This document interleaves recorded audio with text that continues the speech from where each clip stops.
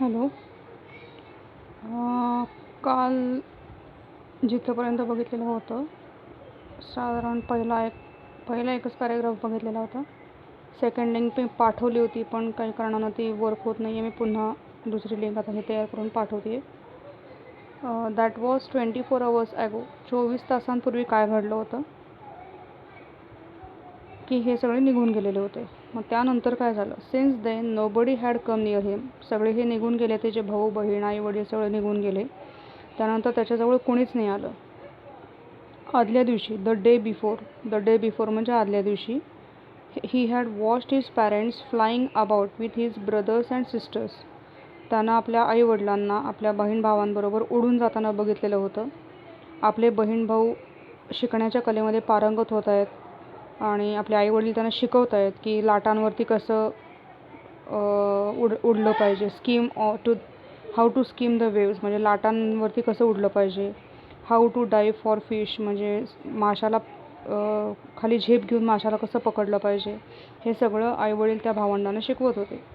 He had in fact seen his older brother catch his first herring and devour it. त्यानं आपल्या मोठ्या भावाला एक मोठा मासा पकडून, हेरिंग नावाचा मासा आहे, त्याला पकडलं आणि त्याचे लचके तोडत होता. डेवर म्हणजे लचके तोडणं. हे सगळं करताना त्यानं आपल्या मोठ्या भावाला बघितलं होतं. हा कुठं होता तेव्हा? हा होता एका रॉकवरती.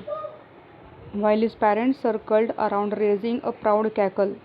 आणि त्याचे आईवडील हे त्याच्या भोवती गोल गोल फिरत होते. कोणाच्या भोवती? त्याच्या मोठ्या भावाच्या भोवती. कारण त्यांना अभिमान वाटत होता आपल्या मुलाचा की आपला मुलगा आता आपल्या पण मासा पकडू शकतो, चांगली झेप घेऊ शकतो, आपल्या पण आपलं अन्न मिळवू शकतो. ह्या गोष्टीचं त्यांना कौतुक वाटत होतं. आणि कॅकल म्हणजे आवाज करत, मोठमोठ्यानं आवाज करत त्याच्या अभिमान बाळगत ते त्या मोठ्या भावाभोवती गिरक्या घेत होते. And all the morning the whole family had walked about on the big plateau midway down the opposite cliff, taunting him for his cowardice.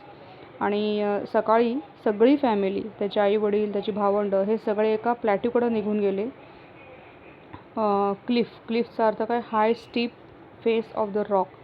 म्हणजे त्या दगडाच्या पुढं काही अंतरावरती काय एक प्लॅट्यू होता, एक सरफेस होता. तिथं हे सगळे निघून गेले. टॉन्टिंग हिम, त्याला चिडवत गेले. का चिडवत गेले? त्याच्या कावर्डसाठी म्हणजे त्याच्या घाबरटपणासाठी. The sun was now ascending the sky. म्हणजे सूर्योदय होत होता आणि आपले सगळे सूर्यकिरणं हा सगळीकडे पसरवत होता. He felt the heat because he had not eaten since the previous nightfall. त्यानं आदल्या रात्रीपासून काहीही खाल्लेलं नव्हतं, त्यामुळे त्याला खूप उष्णतेचा त्रास होत होता. He stepped slowly out to brink of the ledge and standing on one leg with other leg hidden under his wing. तो त्या फांदीच्या टोकावरती एका पायावर उभारला होता. दुसरा पाय त्यानं आपल्या पंखांच्या खाली लपवलेला होता आणि एक डोळा बंद करून झोपण्याचं नाटक करत होता की अशा परिस्थितीत बघून तरी आपल्याला आईवडील आपल्याकडे येतील. स्टील दे टूक नो नोटीस ऑफ हिम. पण कोणीच त्याच्याकडे लक्ष दिलं नाही. He saw his two brothers and his sister lying on the plateau, dozing with their heads sunk into their necks. त्यानं आपल्या भावंडांना डोकं खाली घालून तिथं प्लॅट्यूवरती झोपलेलं बघितलं. त्याचे वडील काय करत होते? His father was preening the feathers on his white back. पूर्ण पांढरशुभ्र अंग होतं वडिलांचं, पांढरीशुभ्र पिसं होती, पंख होते. आणि ही वॉज प्रिनिंगचं मिनिंग काय आहे? Making an effort to clean the feathers. आपले जे पंख होते म्हणजे ते वडिलांचे जे पंख होते त्या पंखांना साफ करण्याचा प्रयत्न करत होते. Only his mother was looking at him. फक्त त्याच्या आईचंच लक्ष त्याच्याकडे होतं.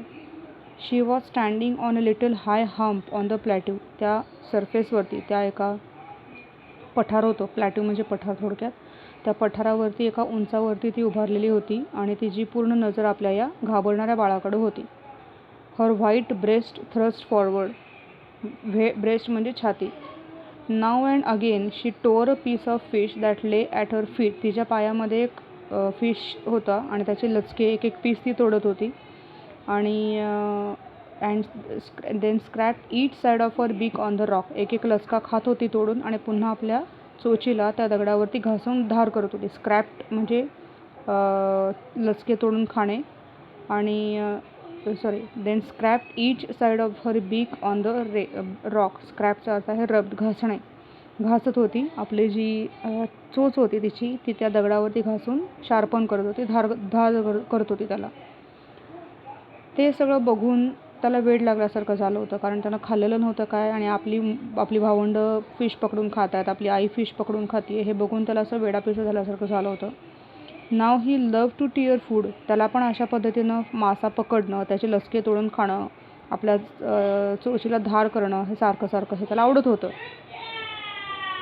गा गा गा he cried begging her to bring him some food. तो आपल्या आईला रिक्वेस्ट करतोय, बेग करतोय म्हणजे रिक्वेस्ट करतोय की आई मला पण ते अन्न आणून दे. गा को हा असं काहीतरी त्यांचे शब्द दिलेले आहेत. शी स्क्रीम्ड बॅक डेरिव्हियसली. ती सुद्धा त्याला प्रत्युत्तर म्हणून तशाच आवाजात काहीतरी उत्तर देते की तो स्टुपिड आहे. इथं दिलं आहे बघा, डेरिव्हिसिव्हली म्हणजे तो स्टुपिड आहे अशा आवाजानं, अशा आविर्भावात ती आपल्या त्या बाळाला सुद्धा प्रत्युत्तर देते. पण तो कंटिन्युअसली आपल्या आईला बोलवतोय की मला भूक लागली आहे, मला खायला आणून दे. And after a minute or so he uttered a joyful scream. थोड्या वेळानंतर एक समाधानकारक त्याने तो ओरडला, किंचाळी त्याची ऐकू आली. His mother has picked up a piece of fish and was flying across to him with it. का त्याला आनंद झाला होता तर त्याच्या आईनं त्याच्यासाठी एक माशाचा तुकडा घेतला होता आणि ती त्याच्या बाजूनं उडत येत होती. त्याला वाटलं की आई कदाचित आपण बोलवल्यामुळे आपल्याकडं अन्न त्याला येत असेल. ही लीन्ड आउट इगरली. तो आता ते अन्न घेण्यासाठी म्हणून उत्सुक झालेला होता. त्या पायावरती दगडांवरती आपले पाय बडवत होता. Trying to get nearer to her. तिच्या जवळ, ती लवकरात लवकर आपल्या जवळ यावी, तिच्या जवळ आपण जाऊन ते अन्न पकडावं असं त्याला वाटत होतं. But when she was just opposite to him she halted. ती त्याच्या जवळ आली पण पूर्ण जवळ नाही आली, थोडंसं अंतरावरती येऊन ती थांबली. तिची हीच इच्छा होती की इथंपर्यंत तरी ॲटलिस्ट त्यानं येऊन अन्न घेऊन जावं, तेवढे तरी त्याची उडण्याची प्रॅक्टिस व्हावी. Her wings motionless. तिनं आपल्या पंखांची हालचाल थांबवली. The piece of fish in her beak almost within reach of his beak. खूप जवळ त्याला ते अन्न मिळालेलं होतं आधीपेक्षा. He waited a moment in surprise. त्याला आश्चर्य वाटलं, आपली आई अशी का बाहेर लांब येऊन थांबली, आपल्या जवळ येऊन त्यानं आपल्याला का फूड दिलं नाही. Wondering why she did not come nearer. ती आपल्या जवळ का नाही आली.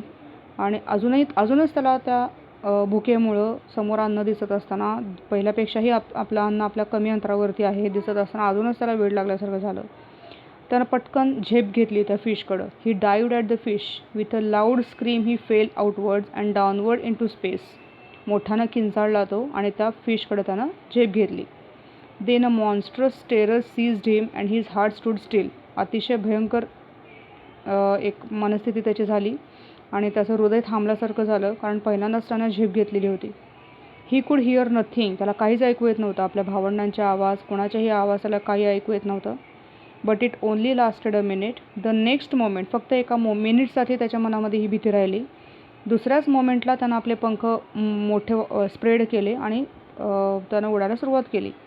The wind rushed against his breast feathers then under his stomach. वारा त्याला लागत होता. त्या छातीचे जे पंख होते त्यांना वारा ब्रेस्ट म्हणजे छाती, छातीच्या पंखांना वारा लागत होता, त्याच्या स्टमकला वारा लागत होता. मग पंखांना त्या वाऱ्याचं अपोजिशन जाणवू लागलं होतं. He could feel the tips of his wings cutting through the air. आपले पंख हे वाऱ्याचा विरोध झुगारून हालचाल करतायत, आपण उडू शकतोय हे त्याला जाणवलं. ही वॉज नॉट फॉलिंग हेडलॉंग नाव. आपण पडत नाही आहोत. ज्याची आपल्याला भीती होती तसं होत नाही आहे, आपण पडत नाही आहोत, आपले पंख आपल्याला साथ देत आहेत हे त्याला जाणवलं. He was soaring gradually downward. Soaring म्हणजे उडणे. तो कधी खाली उडायचा, कधी वर जायचा, म्हणजे अतिशय व्यवस्थित तो आता उडायला लागला होता. खाली वर असं उडत होता. He was no longer afraid. आता त्याला अजिबात भीती वाटत नव्हती. He just felt a bit dizzy म्हणजे थोडंसं त्याला चक्कर आल्यासारखं जाणवलं. Then he flapped his wings once and he soared upwards. आणि पुन्हा त्यानं आपले पंख फडफडवले आणि वरती उडून गेला. पुन्हा त्यानं गा गा असे काहीतरी शब्द काढले. His mother swoop past him her wings making a loud voice. आईलासुद्धा बरं वाटलं, आईलासुद्धा आनंद झाला. तीसुद्धा मोठमोठ्यानं आवाज काढायला लागली की आपला बाळ आता उडायला शिकते. ही ॲन्सर्ड हर विथ अनदर स्क्रीम. तिनंसुद्धा त्याला उत्तर द्यायचं म्हणून अजून एक त्यांच्या भाषेमध्ये पुन्हा त्याला उत्तर दिलं, रिस्पॉन्स दिला. Then his father flew over him screaming. वडीलसुद्धा आले, ते सुद्धा स्क्रीम करायला लागले. स्क्रीम करणं म्हणजे ओरडणं, किंचाळणं. He saw his two brothers and his flying around him curveting and banking and soaring and diving. त्याचे भावंड, 2 भाऊ आणि 1 बहीण, हे सुद्धा आपल्या आजूबाजूला येऊन उडत आहेत. कर्व्हेटिंगचा अर्थ काय आहे? लीपिंग लाईक अ हॉर्स, घोड्यासारखे उड्या मारतात, म्हणजे ते पण अतिशय आनंदी आहेत की आपण उडतोय. आणि बँकिंग म्हणजे प्रत्येकजण स्पर्धा लागले, कोण वरती जास्त हाईटला जातं आहे ह्याची स्पर्धा लागलेली होती सगळ्या भावंडांमध्ये. आणि वरती जायचं, खाली यायचं, पुन्हा वर जायचं, खाली यायचं, अशा प्रकारचे गेम्स त्यांच्या काही चालू होत्या. Then he completely forgot that he had not always been able to fly. मग त्याला विसरूनच गेला तो की आपण घाबरत होतो, आपण अशा प्रकारे उडायला घाबरत होतो, आपल्याला भीती वाटायची की आपण पडलो तर काय करणार, ह्या गोष्टी तो विसरून गेला.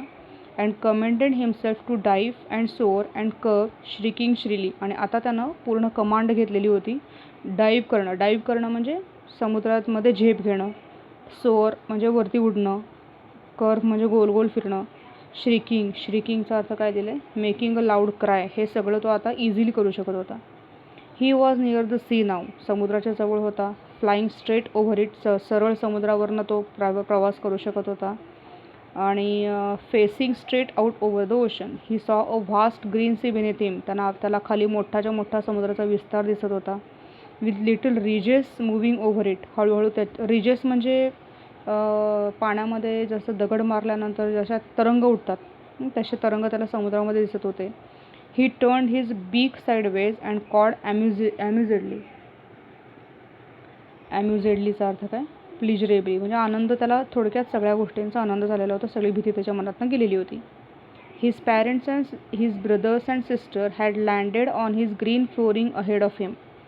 त्याचे आई वडील, भावंड हे सगळे आता लँड केलं होतं त्यांनी, म्हणजे ग्रीन फ्लोरिंग म्हणजे जिथं झाडं वगैरे होती त्या ठिकाणी ते जाऊन बसलेले होते आता. दे वेअर बेकनिंग टू हिम. बेकनिंगचा अर्थ काय आहे? आमच्याकडे ये असं त्याला सिग्नल देत होते ते. He dropped his legs to stand on the green sea. तो सुद्धा ग्रीन समुद्रावरती जिथं ग्रीन जागा होती, ग्रीनरी होती, तिथं तो सुद्धा आला. His leg sank into इट. आपले पाय त्यानं पाण्यामध्ये सोडले. He screamed with fright and attempted to rise again. थोडंसं घाबरल्यासारखं झालं त्याला समुद्राचं पाणी प्यायला लागल्यावर, आणि पुन्हा त्यानं उडण्याचा प्रयत्न केला. But he was tried and weak with hunger. He could not rise. पण भुकेनं कासावी झालेला होता, अंगात शक्ती नव्हती, दमलेला होता इतका वेळ उडून, आता तो उडू शकत नव्हता. Exhausted by the strange exercise.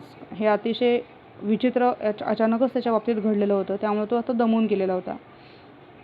His feet sank into green sea and then his belly touched it. त्याचे पाय जसे पाण्याला लागले तसेच त्याची पोटसुद्धा पाण्याला टच झालं.